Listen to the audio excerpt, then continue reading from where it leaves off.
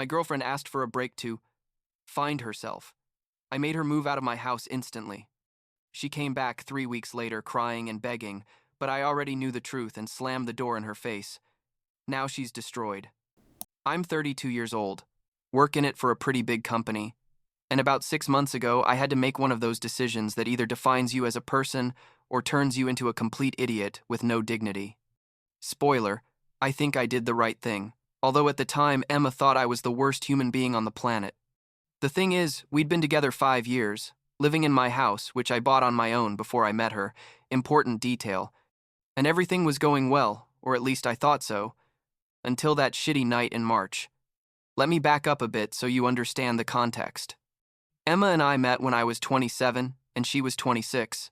It was at one of those birthday parties where you don't know anyone and you end up talking to the only person who seems just as uncomfortable as you.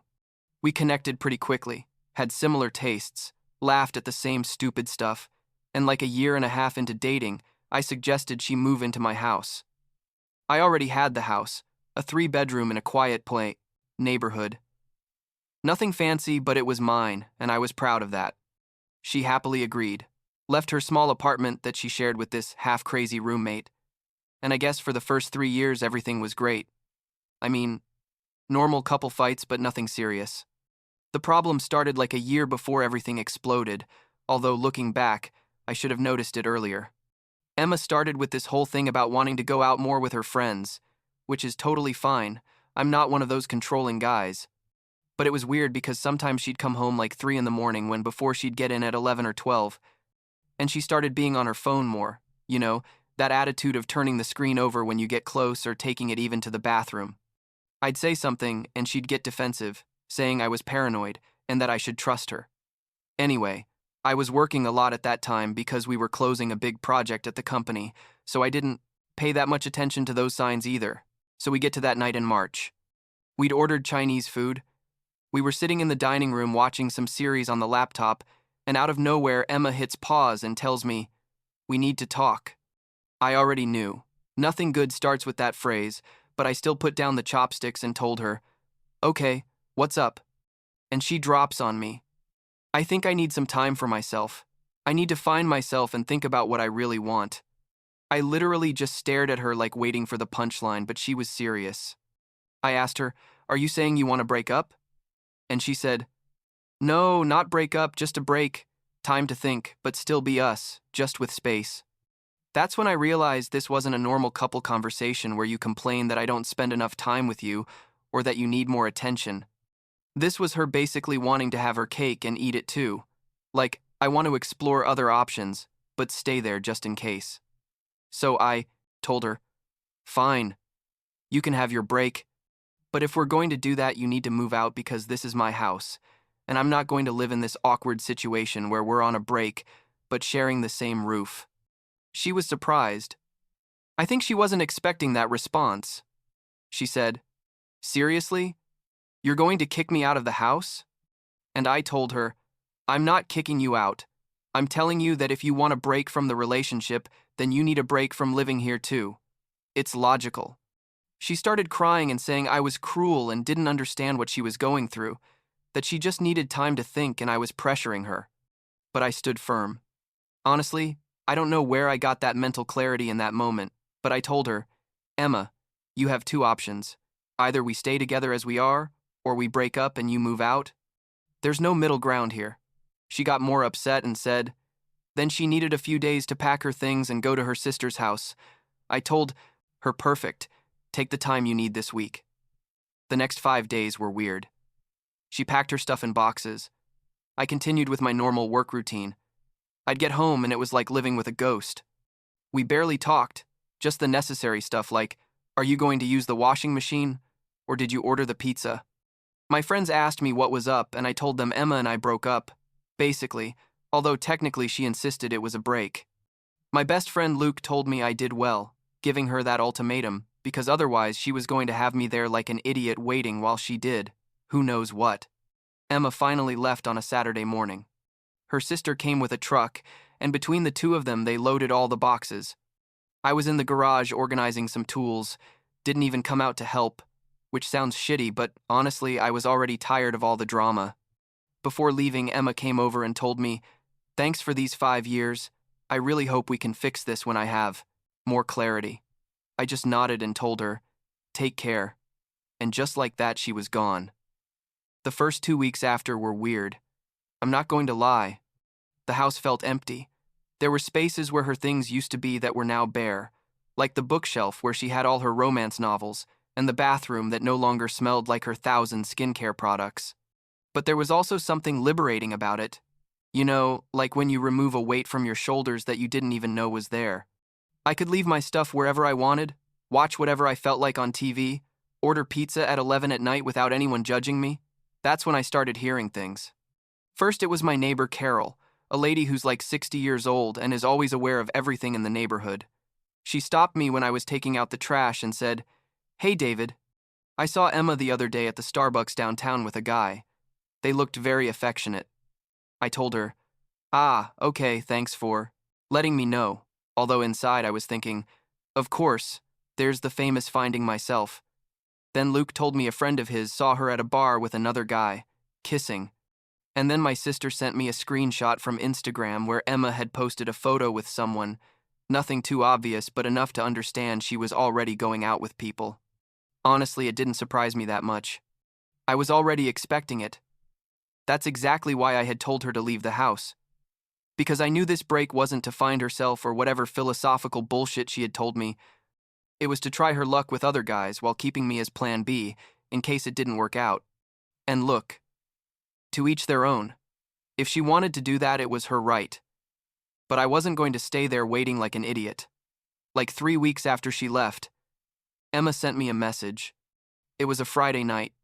I was at home watching a movie with a beer, and I get this long text saying she missed me so much that I thought a lot about us, asking if we could meet up to talk.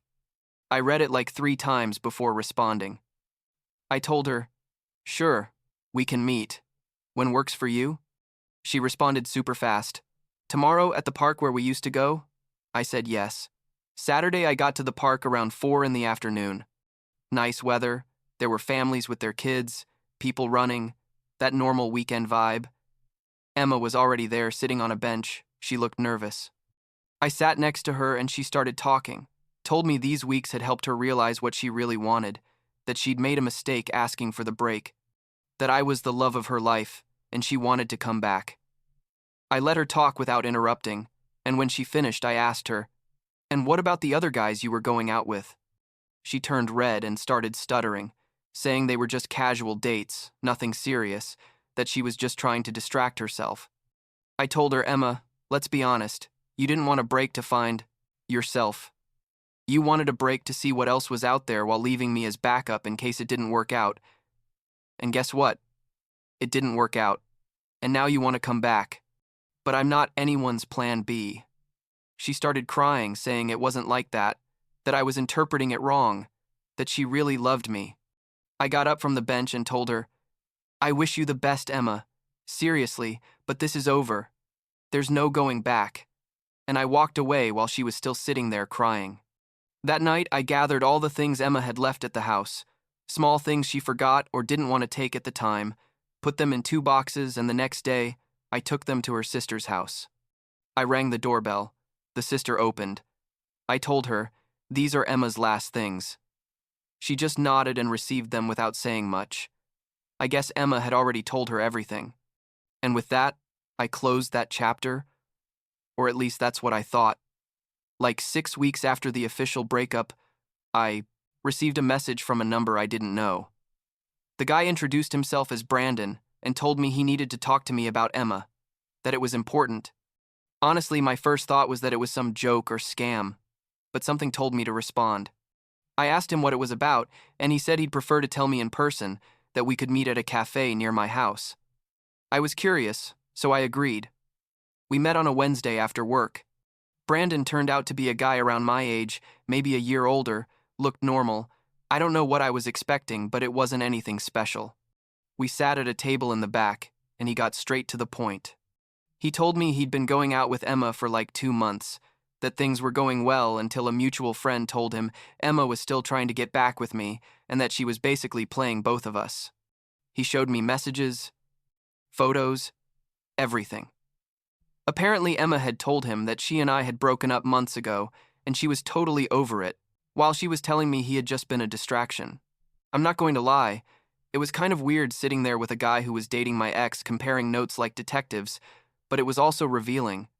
Brandon told me that, when he found out about the whole situation, he confronted Emma, and she tried to give him 1,000 excuses, saying she was confused and didn't know what she wanted. He also told her to go to hell. I realized Emma was basically trying to keep several options open at the same time, hoping to see which one suited her best. It was almost comical in a twisted way. After that meeting with Brandon, like the next day, Emma started bombarding me with messages. Like I had about 20 messages when I got out of work, all saying things like, "Please, I need to talk to you.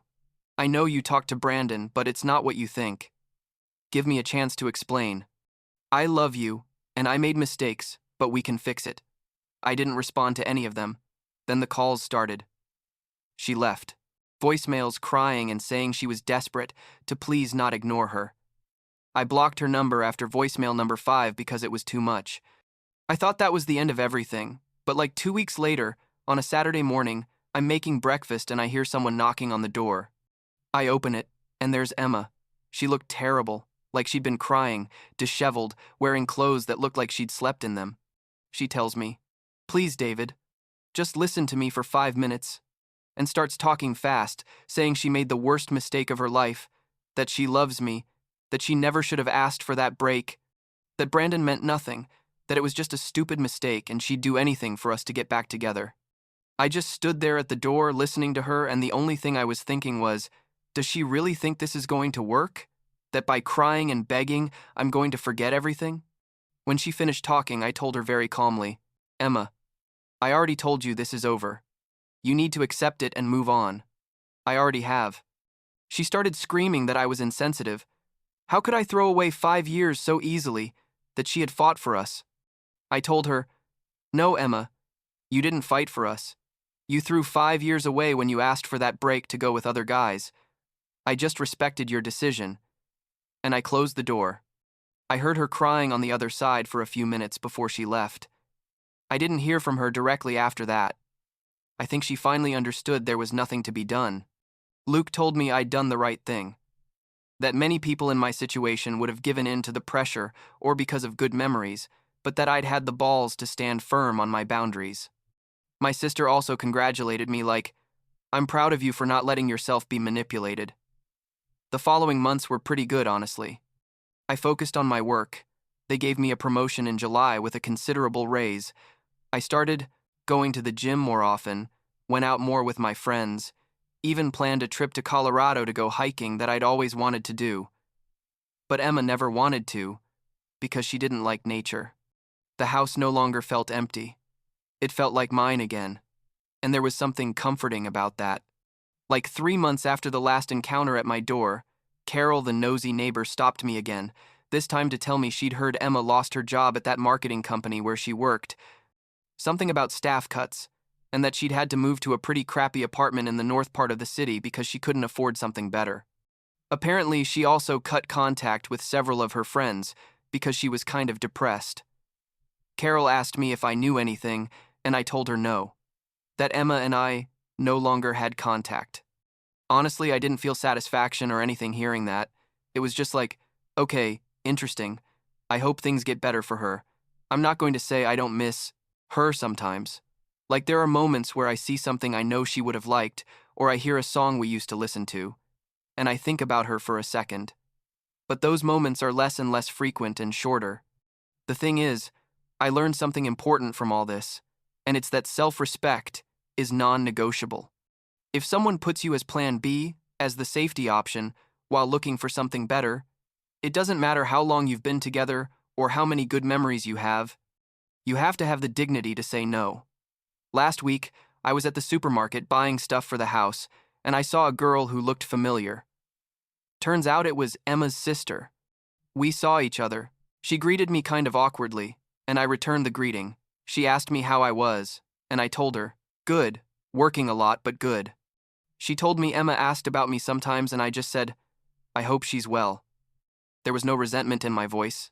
It was genuine. She nodded, and we each continued with our shopping.